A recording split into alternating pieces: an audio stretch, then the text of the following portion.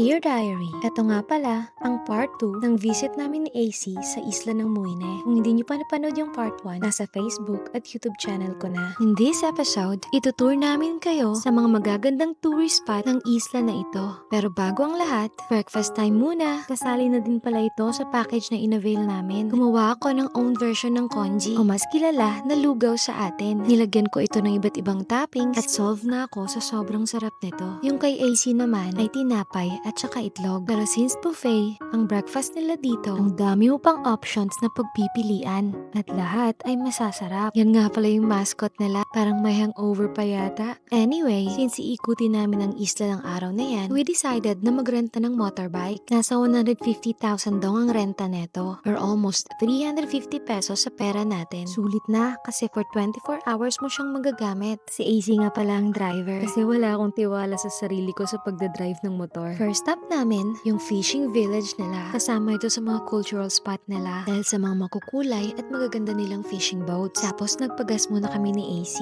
And after how many minutes of driving, nakarating kami sa another tourist spot nila. Ito ang kanilang red sand dunes. Grabe ang ganda. At alam nyo ba, kahit mainit, ay napaka-presko pa rin ang hangin nila. Kaya sinamantala na namin mag-pictorial. Kamukha lamang ito ng mga ibang desert safari sa ibang bansa. Ang kaibahan lang, libre mo itong ma-access. And then, nag-proceed na kami sa aming next destination. Ang ganda ng view along the way at walang traffic. Bilang na bilang mga sasakyan na dumadaan dito. Nakarating na nga kami sa aming next destination. This time, ito naman ang kanilang white sand dunes. Galing sa entrance, may option ka to rent a truck or an ATV. Bago makarating sa mismong tuktok ng sand dunes nila. Grabe, napaka-fine ng buhangin nila at napakaganda ng timing namin kasi wala siyang gaanong tao. Hi guys! We are here at the white sand dunes of Moina! Siyempre, ano pa nga ba? Di na namin pinalagpas. Nag-aura-aurahan na kami at sinulit ang ganda ng lugar. Inavail namin yung kanilang manual sledding. Nasa 50,000 dong lamang ito. Grabe ang sayang gawin. Medyo mababa lang tingnan yan sa video. Pero mataas yan. Sumakay na nga kami ulit sa kanilang truck at pinagpatuloy yung adventure. Medyo extreme yung ride na yan kasi dadaan siya dun sa may mga slope. And then nag-stop over kami sa cliffside nila. Ang sarap mag-relax dyan. Alam niyo yung parang nasa loob ka lang ng painting. Ganun yung feeling. Isa yata ito sa pinaka-paborito kong ginawa sa bansang Vietnam. Bago kami matapos sa aming adventure, nag-last pictorial muna kami ni AC at naglaro ng ganda-gandahan. And then, hinatid na kami ng driver sa exit at nagpatuloy naman kami sa aming motorbike adventure.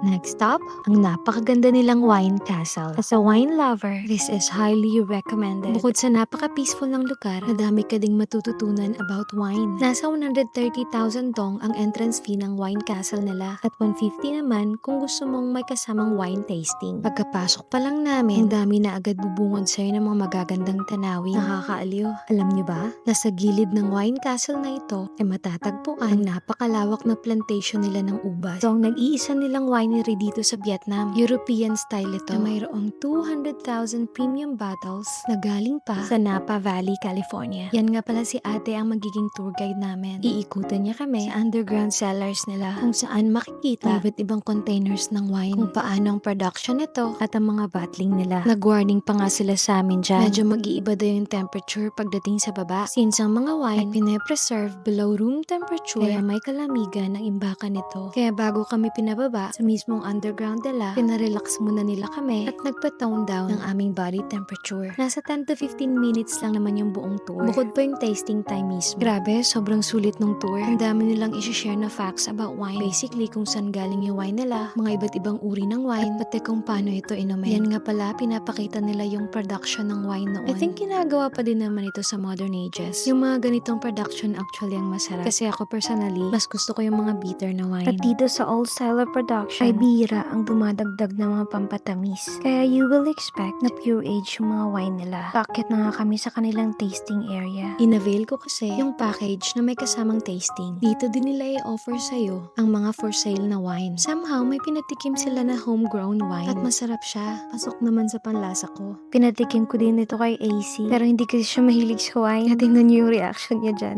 Nakarating na nga kami sa end ng aming tour. At hindi kami bumili ng bottled wine nila. Kasi nung kinonvert ko ko, sobrang mahal naman. Sabi ko pa, okay na ako dun sa free taste. And then, pinagpatuloy namin ang pag-iikot ng facility nila. On our way to the exit, ang daming nakakatuwang decorations. Hindi ko gets ang significance ng wine at ng mga witchcraft. Pero natuwa yata ako.